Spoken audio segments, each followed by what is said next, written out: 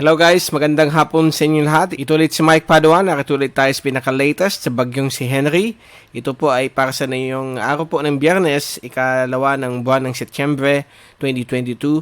At ito po ang ating Tagalog version, pinaglilingkod sa inyo ng Typhoon 2000 in partnership with Aboitiz Power and Naga College Foundation.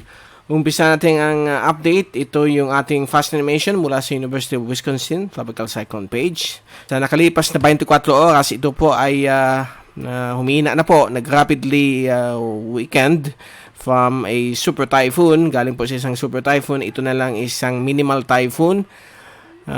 Category 1. Ang kanyang hangin niya as of 2 p.m. ay nasa 150 kph na lang po. Gusting up to 185. At ito pa rin ay nakaka-affecto po na yun sa Luzon.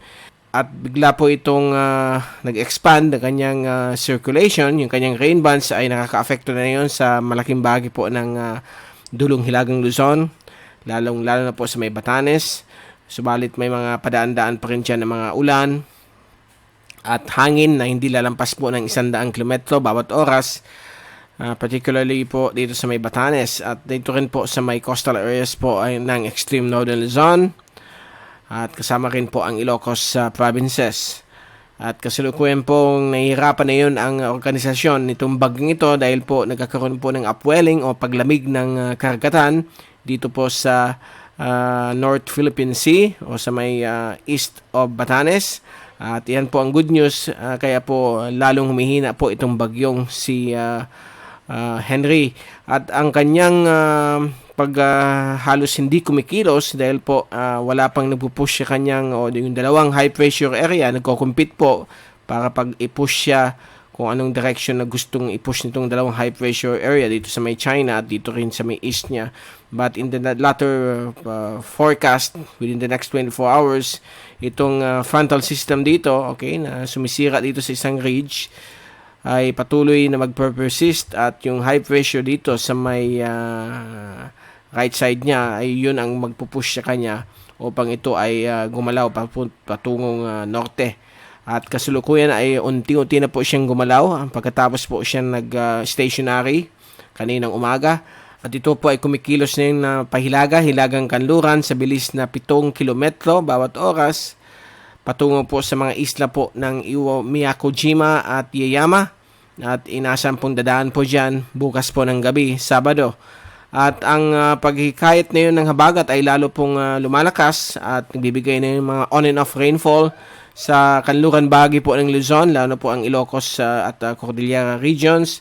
Dito rin po sa gitnang Luzon, lalo na po sa may Bataan at Zambales, Pangasinan. At dito rin po sa Metro Manila, may mga padaan-daan po mga rains and thunderstorms na dala ng habagat. At ang hangin ay mula 30 hanggang 60 kilometro bawat oras. Ang inaasahan po dito, may mga ibang areas po na umaabot po ng 80 kph. Pangkaraniwan po yan sa panahon ng habagat, lalo na po pag pinapalakas po ng isang malakas na bagyo.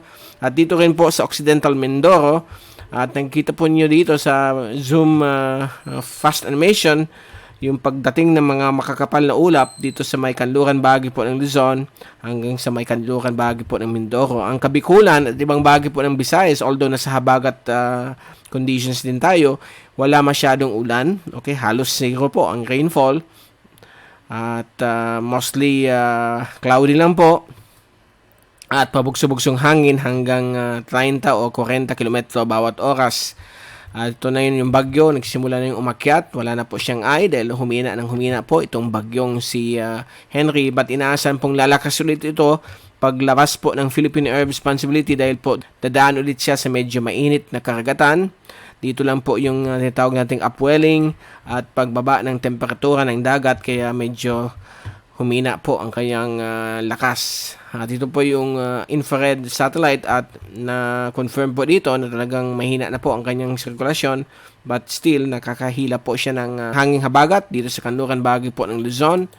At ito po yung zoom in satellite animation mula sa windy.com at kitang-kita po ninyo ang patuloy na pagdaan po ng mga on and off rainfall and thunderstorms na pwedeng umabot po ng 100 milimetro dito po sa kanluran bahagi po ng Luzon. At mag-ingat lamang po kayo sa mga possible po mga pagbabaha at pagguho ng lupa sa ganitong situation na dahil po sa habagat na pinapalakas po ng bagyong si Henry. At ang ibang portions po ng Visayas, meron rin pong mga thunderstorms at ulan dala ng habagat like itong Panay Island. Napunta natin yung ating truck. Ito yung truck kaninang alas 11 at ayan po yung tracking niya. Nag-stationary po siya for the past 12 hours at ngayon gumagalaw na po siya pahilagang-hilagang kanluran at inaasahan dadaan po sa Miyakojima or sa may in between Miyakojima and Yeyama Islands bukas po ng gabi at lalabas na po siya ng Philippine Area of Responsibility bukas din po ng bago maghating gabi ng linggo or early morning ng linggo at ito po ay patungo na po sa eastern coastline ng China hanggang sa may South Korea. So dyan na po siya magbibigay ng malalakas na hangin at ulan. Samantala ang ating conditions po sa Luzon ay patuloy pa rin magkakaroon ng habagat dahil po nandyan pa rin ang pagpull nitong bagyong si Henry. Ito po yung tracking ng lahat ng Asian agencies. Pareho po ng mga forecast models. So walang pagbabago. Ito po ay akyat. Papalabas na po sa ating bansa bukas po ng late evening or early Sunday. Ito po yung rain forecast hanggang Lunes. So na yun, nandyan po yung epekto ng habagat. Bukas po ng hapon, inaasahan pa rin po yung epekto ng habagat sa kanluran bahagi po ng Luzon, lalo na po sa may Cordillera at Ilocos regions. At meron din po mga padaan-daan po mga ulan sa Metro Manila. At sa linggo, nandyan pa rin po ang effect. Hanggang sa Monday, although sa Monday, hina na po ang habagat, papalit naman po ang mga localized thunderstorms sa Luzon, lalo na po sa Cagayan Valley, Visayas, Mimaropa at Mindanao. So for the next 2 days, dahil sa habagat, okay, ang ulan ay nandito lamang po. Although may mga isolated thunderstorms pa rin sa Visayas at Mindanao, lalo na sa hapon ng gabi dahil po sa La Nina. So, ang ating rainfall accumulation forecast mula sa European model still persist ang mga malakas na ulan dito po sa Ilocos region, Cordillera region, Central Luzon, kasama Metro Manila hanggang sa may Occidental Mindoro. So, pwedeng umabot po ng 50 to 100 or more than 100 millimeters base po sa forecast ang mga rainfall na inaasahan po dito. So, mag-ingat po sa mga pagbabaha at pagguho ng lupa sa mga susunod na 2 araw dahil po nandiyan pa po ang epekto ng hanging habagat. At bago tayong paalam, ito yung latest GraphSat na ginawa natin kanina. At ayan po yung bagyong si Henry at yung habagat na patuloy pa rin nagbibigay ng mga ulan sa kanluran bahagi po ng Luzon. Subalit po ang Kabikulan, Visayas, ibang portions po ng Mimaropa at Mindanao ay magiging katamtaman po ang lagay ng panahon. May mahangin na simoy ng hangin mula sa habagat.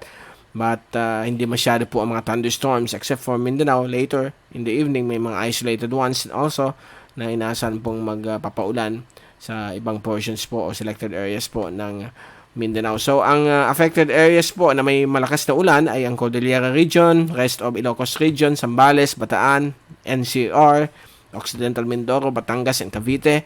While yung mga areas po na less or no rainfall dahil sa habagat ay rest of Mimaropa, Visayas, Bicol, at rest of Luzon. Okay, and then ang affected na areas naman po dahil sa bagyo, yung outer bands na ay ang Batanes, Pabuyan Group, Cagayan, Apayao, Kalinga, at Ilocos provinces na kung saan yung hangin dyan ay papalo po ng 50 hanggang 100 kilometro, lalo na po sa may Batanes area na exposed po sila sa wind ng circulation ng bagyong si Henry. So yan po ang ating latest sa ating panahon na yung araw po ng Biyernes at babalik ulit tayo bukas para ibigay sa inyo ang pinaka-latest update sa bagyong si Henry. Mula sa Typhoon 2000, ito si Mike Pado magpapaalam. Mag-ingat po tayong lahat. #WithAWiser at maraming salamat po sa pagpanood nyo sa aking channel.